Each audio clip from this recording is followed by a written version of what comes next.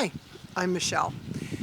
This is day 3 of talking about my being out of remission with stage 4 colon cancer. So on the first day, I kind of told you everything that happened and where we are right now. And then yesterday we talked about planning. And when I talk about planning, it's just the things that I'm doing around the house, things that I have purchased to this point or that have been gifted to me to make life a little bit easier as we enter going into the colon cancer treatment that's coming up. My first treatment is scheduled for February 18th, which is a Tuesday. So there were a few things I was thinking about, and so this is going to be a shorter video than yesterday. I'm going to try and stick the videos between 8 to 12 minutes at the very most. And so I'm sorry if I went on and on yesterday, but a lot happened yesterday, so sometimes that's going to happen. I'm also probably not going to do a lot of editing. I ended up putting up yesterday's video after struggling with my editing program. What do I use? I use Adobe Premiere 2025. I have been using Adobe products for years, and for whatever reason, I have been struggling lately. I think it could just be me being distracted. Okay, my hair is going to do some fun stuff. It's windy and it's cool. Oh yeah, that's right, it's winter. Anyway, so we talked yesterday about some things that I've purchased to get the house kind of ready, get myself ready. We talked about a go bag in the car, which is extremely important. And there were a few things that I think I forgot that I really want to talk about. So today we're going to sort of focus on laundry. And I know that sounds silly, but laundry is important. It's important for cleanliness in all situations, but especially when you're going through treatment, because you need to keep everything as clean as you possibly can in and around your home. So here are some things that I do, and some of them are going to sound a little bit silly to you, but they make a lot of sense. Just take a step back and think after this is over. And I'm just going to let my hair do what it's going to do with the wind, okay? One of the things that I highly encourage you to do is to have 3 or 4 bathroom rugs handy. I buy, I'm going to call them rag rugs. They're you can flip them over if you want. I buy white rugs, and they're maybe 36 inches long by 20 to 24 inches wide. I like the fact that they're reversible and that you can stand on either side. Sometimes they're just going to have soil from the ground or something on them, and you can just flip it over and it looks nice and tidy. But sometimes you might need to wash it because you went into the restroom and things didn't go as planned, okay? So have some extras, because you are going to want your feet to be on a warm surface, or at least as warm as possible when you're getting in and out of the shower, when you're using the restroom, that type of thing. So I just find that to be super, super helpful, and you can pick those rugs up at just about any store for something like $8 to $12, $13 a piece. I believe I buy most of mine at Target, and I don't think I've ever paid more than $15, and yes, I watch for sales. So if I can get them for $9.99, I'm on it. And I use them in my main bathroom. I use them in the master bath. They're just great little rugs to have around. Okay, so that's one thing. Why do I buy white? Because I can bleach the heck out of them. Trust me on that. You will want to bleach things, because that will take care of germs that may get around the house, and it will make everything look tidy and neat. You can use colors elsewhere, but that'll just make things look really tidy. I think cleanliness is more important at this point, though. Towels and washcloths. I only use white towels and white washcloths for the very same reason. I'll go in and give you a little backstory here. I was an over-the-road truck driver for several years in my 20s. And you can take your own towels with you into a truck stop shower, but after a certain amount of time, you probably are going to run out of your own towels and you'll have to use the truck stop towels. Yes, they wash them, but just the thought of, hundreds of people having used those towels that you don't know is really disgusting. And they weren't very clean, and so I just like white towels. But just like the rugs we were talking about, oops, sorry, I'm banging on the table. Just like the rugs, when you're cleaning yourself up and you're going to want to wash your face and stuff like that, you want everything to be clean and you don't want to have any residual germs or anything, okay? So, again, white towels and white washcloths do the trick. You can bleach the heck out of them, you can do a sanitized load. Make sure that you have plenty of bleach. Go to Costco and buy yourself a 3-pack if you're starting treatment. You'll use them. Get yourself extra laundry detergent that you like. I use one that is free and clear of any scent of any kind. Even if you like scents when you're not actively being treated with chemotherapy, I am kind of sensitive to scents anyway, but I am hypersensitive during chemotherapy. I can be 4 houses away from somebody who has a cigarette in the backyard, and I can smell it. And I mean, it's just your senses get heightened. So, white towels, white washcloths, white rugs. Where do you think we're going next? Yeah, we're going to go to the undies. Tidy whities, men, and granny panties, ladies. Get yourself some white undies. Because again, throw them into a bleach. Just throw them in with bleach.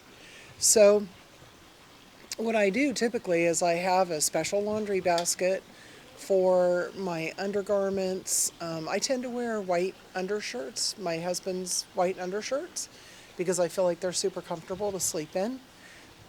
So I just take all of my underclothes, I take my towels, I take the rugs out of the bathroom, and I just wash them on a sanitizing load. I have a front-loading washer. We've had it for a few years, and I think it just works beautifully.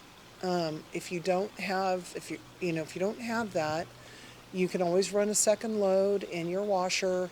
And if you are living in a situation where you have to go to like a laundromat or you have a laundry room in an apartment facility, then make sure you have plenty.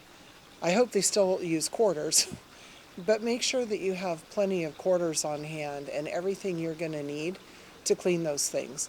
And if you are in a situation like that, or if you just don't want to do load after load after load, maybe think about getting a 5-gallon bucket that you can dedicate to putting some warm water with some bleach in it, and you can put those items in there until you have a full load. Then they're already starting to get pre-treated, and then wring them out, put them in the washer, and launder as normal. I really can't stress how much I think it's important for your home and for you to be clean. And the rooms that you're going to use the most are going to be your restroom, your living room probably, your bedroom, and your bathroom. So you are going to want those rooms to be very, very clean. I also keep Clorox wipes. I talked about this yesterday. I keep them in my car, but I will keep them out on the counter while I'm undergoing treatment in the kitchen as well as in the bathroom. And I will wipe everything down. When I come home, I'm going to wipe down all of my, it's just like when COVID was going on, okay? I'm going to wipe down all of the door handles, and I'm going to wipe down the handles of the kitchen sink. I'm going to wipe down the handles in the bathroom. I'm going to wipe down everything that I touch or that my guests touch. It will protect all of us. So it's not a bad idea to do that anyway once in a while, right? Even if you're not doing this. But while you're going through treatment, keep things as clean as you possibly can. And I'm not saying to go through and vacuum every day and do all this crazy stuff, but there are surfaces you're going to touch frequently, and those are the surfaces that I'm talking about. There are things you're going to put on your body. There are things you're going to use to wash yourself with. These are the things that I'm talking about. Now there's one more thing that has nothing to do with all of that, but I do want to bring it to your attention, and that is that you have extra skin care. Your skin will dry out and can crack very easily. And going back to the whole scent issue that I was telling you guys about, I don't tolerate scented lotions of any kind very well. Never have. So there are two things that I use that I really, really enjoy. And one of them, the one that I use and keep in the car in a tube form, is it's utterly hand cream. And it looks like it has like a little cow on it, or, red, black and white spots on it, like a milk cow. And then the writing is in red. That stuff is wonderful. I think they make it with goat milk. And I discovered it way before I had cancer. I discovered it outside of Yellowstone, Montana, West Yellowstone, Montana, when we were on a family vacation in like 2007. That stuff is amazing. It isn't greasy and it works really well. The other cream that I use as a go-to, and I put cream on my feet every night and every morning, and then I do my hands, elbows, and forearms, and then whatever else, is Cetaphil or Cetaphil, Cetaphil, I think is how you spell it. I buy mine in a 2-pack at Costco, and I wait for that to go on sale, and when it does, I usually pick up 3 or 4 2-packs. And I go through 1 jar when I'm not in treatment a month. When I'm in treatment, I'll probably go closer to 2. So it's not super cheap, but it is certainly not, it's not going to break your bank. And I cannot stress to you how important it is to keep your skin moisturized. When you get packages, if you're going through cancer, when you get the little care packages from the doctor, I have never had one that didn't talk about the importance of keeping your skin moisturized. So take that seriously. That and washing your hands is probably going to go a long way to preventing the hand, foot, and mouth disease, which I have, fortunately, and I have wood over here, so yes, I'm going to knock on it. Did you hear that? I am going to use. So anyway, that's all I got for you today. I'm going to take this into the house, and I'm going to just upload it straight to YouTube, and I'm going to be back tomorrow. I do want to thank everybody who has been leaving such kind comments, you guys. Really heartfelt, kind comments. Real life experiences from what you've gone through. I've been trying to keep up and answer them today.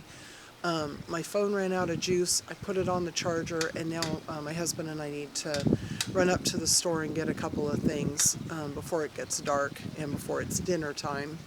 So I'm going to go get this going on. I am considering 2 things. One, I'm going to take some of your comments and I'm going to create a scrapbook. I hadn't thought about doing that, but they are that beautiful and that heartwarming. So I'm going to be doing that. And I think on Sundays, I'm going to do Gratitude Sundays. And I'll be bringing in some of the comments that I've read. Some of them are very similar, so they may get, put together in a way. And some stories are just so moving that I may highlight it. I won't bring your name up or anything like that, but they mean a lot. And I think that they'll also mean a lot to other people when they see how this community has come together in literally 2 days.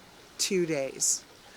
So thank you all very much for your kind comments, your kind words and thoughts and prayers and everything else. I've heard from people who I heard from a technician who does, and I hope I use the right term, who does CT scans, explaining CT scans and how well they work and the difference between that and a PET scan. And they were so much more eloquent than me because I'm just on the other side of it. So thank you for that. Thank you for the nurse who said this is good advice to offer to people. Thank you. Thank you to everybody who has had cancer, is going through cancer, and who is just offering so much great information.